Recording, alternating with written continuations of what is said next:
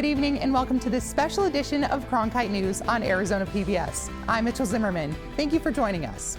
Tonight, we take a look back at stories from our politics team, from the lifting of mask mandates at airports to efforts to create a lieutenant governor position in Arizona.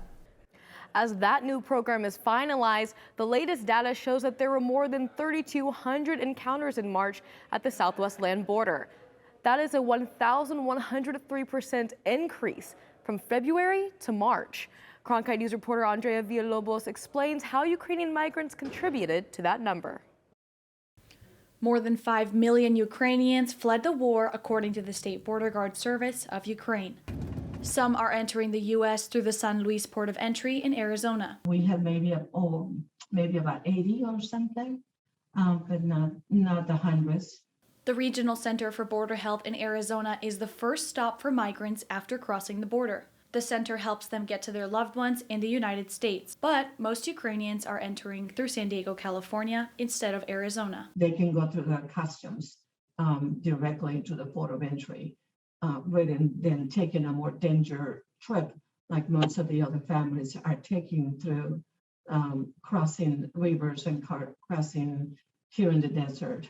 Recent data shows that about 3,000 Ukrainians entered through California in March, while only 64 entered through Arizona. John Pachowski from the Bureau of Western Hemisphere Affairs says the U.S. is providing aid to Ukraine. The U.S. Agency for International Development has provided several $100 million of assistance, foodstuffs, water, some of the basic supplies that you need to stay safe and healthy in a humanitarian emergency where you've lost your home and access to that. President Biden's Uniting for Ukraine plan helps Ukrainian citizens and their immediate family members outside the U.S. to come to the States and stay for 2 years of parole. But they need financial support. Using the I-134 form, a sponsor in the United States can help them on their path to the States. Other countries are also stepping in to help. You're seeing throughout Europe the generosity of many people in countries such as Poland, Czech Republic, and elsewhere, of people taking Ukrainians in. Aguirre says that the center is experiencing an influx of migrants as they wait for news regarding Title 42. The search continues. And so we are stepping up our operations to make sure that we can support the families that are coming through. In Phoenix, Andrea Villalobos, Cronkite News. Ukrainians participating in Uniting for Ukraine must have a supporter in the United States who agrees to provide them with financial support during their stay in the U.S. When SRP wanted to double the size of their natural gas plant in Coolidge, Arizona, the expansion seemed inevitable. Arizona's growing population needs the power, and the expansion would provide energy for more homes and help prevent summer blackouts. But the energy company didn't count on the power of a collective voice. Faith Abercrombie tells how the residents of one tiny community fought the state's second largest power company and won. A quiet, small community. But when it's time to make some noise, when do we want it? Now! The people of Randolph, Arizona rallied together. I got down on my knees. I didn't care who saw me, and thank God. 62-year-old Mary Turner and other Randolph residents asked to be heard at the Arizona Corporation Commission meeting. Their message was clear. The rural town, founded in the early 1920s by Black farm workers, has enough industrial sites. Many residents have been forced from their homes because of dangerous air pollution, leaving their homes for days to avoid vapors, odors, particulates, bright lights, and noise. Still, this small neighborhood, where you can't travel a few blocks without leaving the town, is home. Everyone knew everyone. You know, we were all like family, and you don't lose that connection. Down the road from where residents live are 12 gas turbines at the Coolidge generating station. Along the same road is Western Emulsions and El Paso Natural Gas Company surrounding Turner's neighborhood. My number one question is one word: why? When you have all of this vacant land around us, why Randolph? With industrial sites like power and gas plants moving into town, residents are concerned about their health and safety. I'm like, is the world coming to an end? I'm serious. Last August, a gas explosion erupted across from Turner's house, killing 2 people. So then finally I looked out my kitchen window, and that's when I saw the flames. And even more frightening for some residents, concerns about the unseen dangers like pollution. When you breathe air pollution like ozone, the linings of the lungs become irritated and inflamed. It's like a sunburn to the lungs. In a vote of 4-1, the plan to build 16 more turbines at the Coolidge generating station was defeated. And for now, residents can breathe a little easier.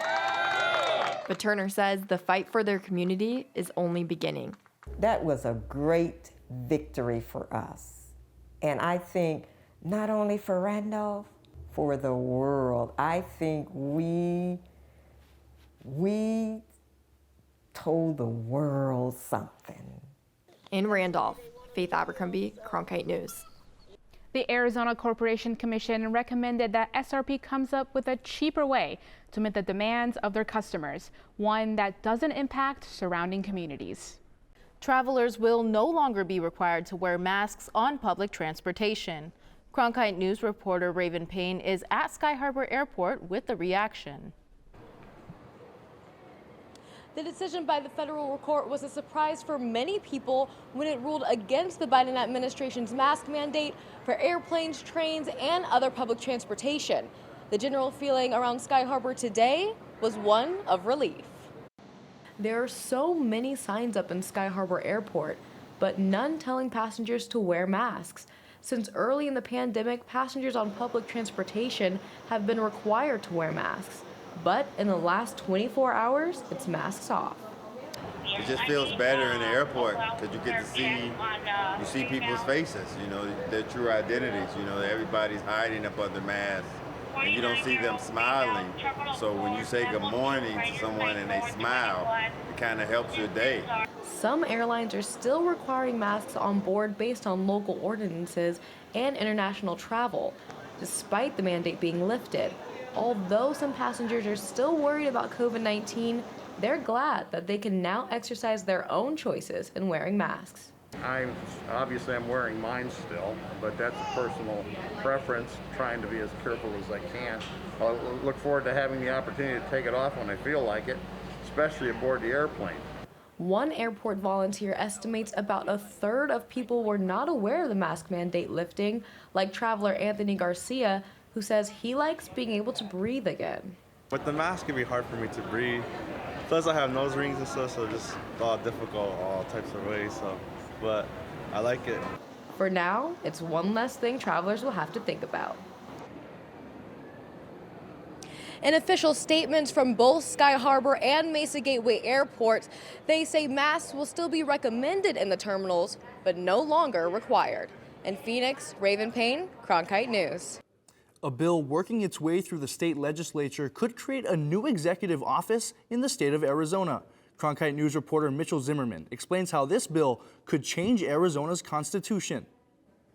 According to the Arizona State Constitution, the Arizona Secretary of State takes over when the governor leaves office early, unlike most states that have a lieutenant governor office, but voters may have a chance to change that.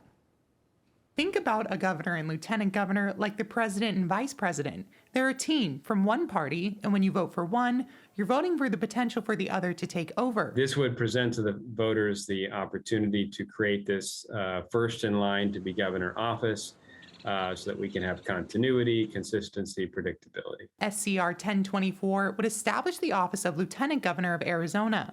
Mesnard believes the Lieutenant Governor would be more suited to take over rather than the Secretary of State. And as important as that office is, it's an office that focuses on elections, it focuses on record keeping. In the last 50 years, Arizona's governors have left office early a total of 5 times.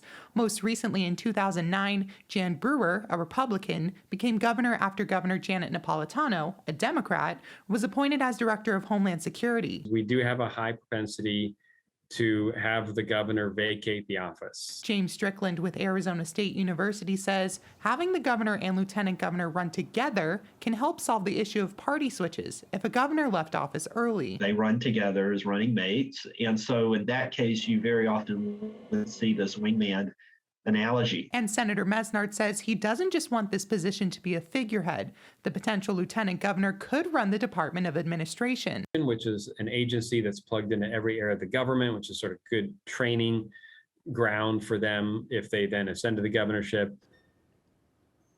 SCR 1024 already passed the Senate on a 21-6 vote. If it also passes the House and is signed by the governor, the voters would approve or reject this proposal in November. Similar efforts have been tried in the past but rejected by voters twice. In the newsroom, Mitchell Zimmerman, Cronkite News. Primary elections are just around the corner with early voting starting July 6th. You can hear from the candidates through debates on Arizona PBS hosted by the Citizens Clean Elections Commission. But what do voters think? Molly Hudson gives us a peek into a survey looking at the topics voters care about most. The Citizens Clean Election Commission polled Arizona voters ahead of the statewide elections to find out what topics were important to them. The survey results showing varying opinions across several demographics in the state. Tom Collins, the executive director of CCEC, says this survey allows candidates to better connect with voters. What the Clean Elections Act says and what the commission tries to do is say, look, what can we do to parse out some of these issues to bring folks into the process and provide, an opportunity for there to be a more constructive conversation and that, an interaction among candidates and voters. The report breaks down top interests for what voters want to know more about and what they need to know more about. Environment and infrastructure were in the top 10 for importance among West rural voters. Within those topics, water conservation and improving roads, bridges, and utilities were of most concern. Jobs and the economy landed in the #1 spot for areas that voters want to hear candidates speak about. Healthcare was on the list for Democrats, and the results show that voters who are likely to vote in the Democratic primary want to know more about healthcare. Voters in the category were specifically focused on the affordability of prescription drugs. Sticking with healthcare, Collins says there was less interest in hearing about COVID-19 this election season. Many of the candidates in contested elections will debate right here on Arizona PBS. You can find the schedule on azpbs.org/election2022. At the Google touchscreen, Molly Hudson, Cronkite News. From homelessness to hope. That's a journey that one Valley veteran, a former inmate, has made. And it took his story to the White House this week, as Cronkite News reporter Alexia Stanbridge reports from our Washington bureau. I didn't think it was real. Talking is nothing new for Arizona resident Ray Perez, who has won national acclaim talking about getting his life back together after prison. But when he was asked to tell that story for the White House, Perez was at a loss for words. The exact words for them were, "We want you to share your story with the world," and I didn't know how to respond to that. He must have said yes. Perez was one of 6 people telling their re-entry stories Tuesday at the White House Roundtable for Second Chance Month, highlighting efforts to help former inmates get back into society. For somebody like myself that's been down some very dark roads, all the struggles that I've been through up and through my entire life with addiction and homelessness and incarceration, to be asked to share my life story.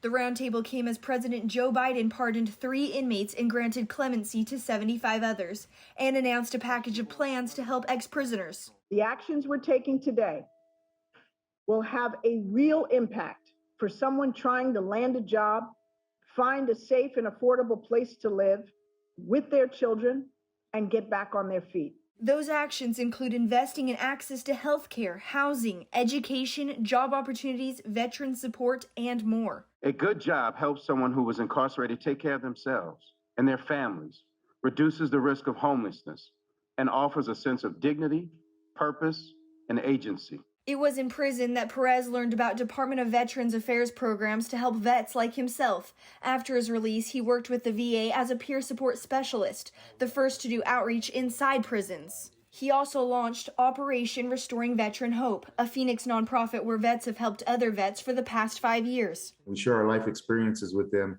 our struggles and our hope, and we help inspire them to make positive life changes. Perez says he realizes that Second Chance Month is not going to solve all the problems for vets. I didn't get it right the first time.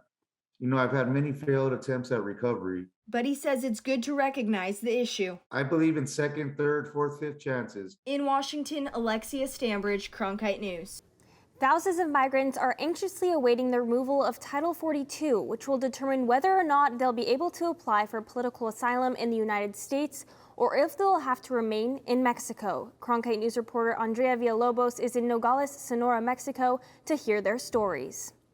Title 42 was invoked by former President Donald Trump 2 years ago. President Joe Biden is set to end its use on May 23rd. After that date, migrants and refugees who are caught by Border Patrol agents will again be eligible to apply for political asylum.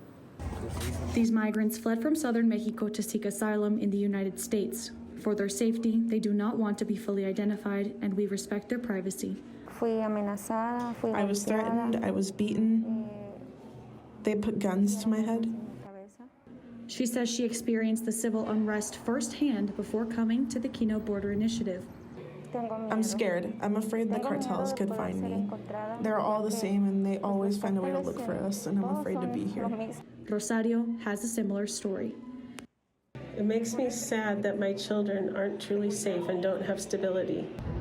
Migrants like them arrive here every day to seek refuge at the Kino Border Initiative in Nogales, Sonora, Mexico. So our shelter right now is open to 80, it's capacitated for 80 people to be housed here. Here they can receive hot meals, clothing, medical attention, mental health resources, spiritual guidance, and more. We still are living in a pandemic, so we are taking these public health measures to make sure that everyone is safe. So we're not open to our full capacity. Some migrants have been waiting for nearly 2 years, and some say they are frustrated. I want them to see that there are many lives, many generations, many dead children at the border. But they are hopeful for what they may find across the border if their status is approved. My dream would be to have a little house where my children could be calm, away from all that crime. I don't want a big mansion for me. With 2 rooms, I'd be just fine. At the time, there's a lawsuit raised in part by Attorney General Mark Brnovich. Title 42 is set to expire May 23rd, and the fate of these migrants will be decided at that time. In Nogales, Sonora, Mexico, Andrea Villalobos, Cronkite News. Today, Chicanos por la Causa celebrated the grand opening of the Corazon Transitional Shelter in Phoenix. Cronkite News reporter Valeria Rodriguez shares what this means for the community. This small house in Phoenix has the potential to change someone's life. A lot of times they don't have a place to live, they may not have a job lined up, and so it becomes very difficult for them to maintain their sobriety. The new Corazon Transitional Shelter provides bedding, food, and bilingual services to the community. It also serves people of a variety of ethnic backgrounds. Pretty much everyone who qualifies, everyone who wants to work in learning how to live their lives without doing any drugs or alcohol. Jalen Jones is one of the 8 men that will be living in this shelter after completing the substance abuse residential treatment program on the same campus. But here you'll learn forgiveness, how to forgive yourself before you can forgive others. Chicanos por la Causa wants to be able to help people like Jalen who are in the transitional period where they hope to re-enter society. While they're here with us, they will be able to get some help looking for jobs. We'll help them with resume writing if needed, interviewing skills if they need that. The shelter will be funded by donations and a small rent rate for those living in the home. In Phoenix, Valeria Rodriguez, Cronkite News. Chicanos por la Causa has been providing substance abuse treatment through its residential treatment center since 1983. Small businesses in Phoenix who are searching for COVID-19 relief grants from the city have until this Friday to submit an application. Designed to help businesses who've struggled through the pandemic's economic impact, the small business grants can range from $3,000 to $15,000. Since the city received $8 million from the American Rescue Plan Act of 2021, they've tried to get the word out to businesses who may need money. What we do is we connect them directly to the Department of Community and Economic Development. And so they have staff that will walk people through, and also supporting business alliances like 19 North, Local First, right, Fuerza Local, all these groups out there that are supporting small businesses. The Arizona Community Foundation is an organization that supports Arizona's business economy and helps with the toll COVID-19 has taken. Through this COVID pandemic, everybody has suffered from both a business perspective and from just a survival perspective. And so we see it as a part of our role in providing community support. To be eligible for the grant, businesses must show revenue loss related to COVID-19 and have been operating in Phoenix for at least a year. When it comes to the future of Arizona's small businesses, collaboration is key. We also want to thank the municipalities that have partnered with us because they acted quickly and moved very quickly to get this money out to those that needed it. So we didn't do it alone. Every one of the thousands of businesses that received a check with our logo on it just brings pride to my heart that we've helped someone that needed it. In Phoenix, Mackenzie Allen Charmley, Cronkite News. Other requirements for eligible businesses include having fewer than 25 employees and have less than $3 million in annual revenue. Turning now to investigating our infrastructure. When you think about drones, you may envision cool aerial videos, but they have a more practical use. And soon, as Mitchell Zimmerman reports, there may be millions of dollars to help them work for the government. Roads, bridges, and drones? Drones may be fun to fly, but they have another use, getting into spots that are tricky for humans to access, like highway bridges. You have to park that car on the freeway, get the worker into a bucket and kind of go underneath and look at it, where it can be done use of drone without any of that potential danger to that employee. Representative Greg Stanton is co-sponsoring the Drone Infrastructure Inspection Act, which would give local governments $100 million for drone technology, specifically for infrastructure. There's a backlog of bridge inspections and other public infrastructure inspections. It'll help catch up on the backlog. The Arizona Department of Transportation is already using drones. In fact, since 2018, they've used drones to get into difficult areas. We have to traverse, canyons, big waterways where we're unable to cross a feature. So we'll utilize those drones to help supplement the inspection. The drones have shortened project times. From a time perspective, in terms of bridge inspections, it does save us some time if we're able to use the drone. Stanton says this bill will make Arizona roads safer. We want to make it easier to use drone technology so that we can improve safety. In Tempe, Mitchell Zimmerman, Cronkite News. According to the American Association of State Highway and Transportation Officials, drone inspection slashes 74% of the cost and 88% of the time of a manual inspection. Your favorite member benefit is getting better and bigger. This is wonderful. Over the next year, Passport is adding new shows and doubling the number of episodes for you to stream. They've given us all that they've got. From your favorite cooking and travel series. Even the stairs are breathtaking. To history specials and award-winning documentaries. Better and bigger. That really is the fun part. Stream on any device with Passport on the PBS Video app. In Arizona, we don't have to worry about the twice-a-year shift between standard time and daylight saving time, but it still affects us. Now, Congress is looking at making daylight saving time permanent, but that's not as simple as it sounds, as Alexia Stanbridge reports from our Washington bureau. Scott Yates hails the Senate's recent decision to end the twice-a-year shift between standard time and daylight saving time as, quote, a great day for clock sanity. But is it really? While most people like the idea of a year-round standard time, they differ on what the standard should be. Arizona tried it 55 years ago this summer in 1967, and there was a huge public outcry against daylight saving time. Under the Sunshine Protection Act of 2021, clocks would permanently move forward to what is now daylight saving time. States could opt out, as Arizona does now, but that presents another problem. The Navajo Nation will be permanently an hour ahead of Phoenix time. That's what happens now during daylight savings time. If it's 1 o'clock in Arizona, it's 2 o'clock on Navajo Nation. But on the Hopi Reservation, it's 1 o'clock, which is located inside Navajo Nation. In New Mexico and Utah, they're an hour ahead at 2 o'clock. Confusing? Maybe, but there's more. Most experts agree that locking the clock is a good idea, but they're not all keen on being locked in daylight savings time. When we sleep at a time that's not aligned with when the sun is telling our bodies that it's time to be awake and sleep, we have what's called circadian misalignment. Aaron Flynn Evans says staying in daylight saving time can lead to increased risk of cancer, cardiovascular disease, strokes, and more long-term health issues. Standard time is safer, she says. That better aligns with the timing of sunrise and sunset, and therefore it better aligns with how our bodies promote sleep and wake. But she agrees with Scott Yates that switching back and forth isn't healthy for anybody. So now we know, with science, we know that the changing, especially in the spring, is really deadly. A lot of people have heart attacks and strokes and workplace accidents. Shermer Horn, the Arizona State University history professor, says that whatever Congress decides, Arizona is likely to stay the same as it always has. Why start the day that much farther, into the heat of the summer? So I think we're good. Yates, who founded the Lock the Clock movement 8 years ago, says he's just happy to see his work may soon pay off. It's never been great. It's never really done the thing that it was supposed to do. In Washington, Alexia Stambridge, Cronkite News.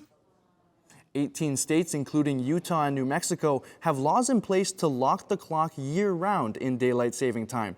But none of those laws can take effect until Congress acts. And the House has not yet taken up the Senate bill. That's it for Cronkite News tonight. Thanks for joining us. And for top Arizona stories anytime, go to cronkitenews.azpbs.org.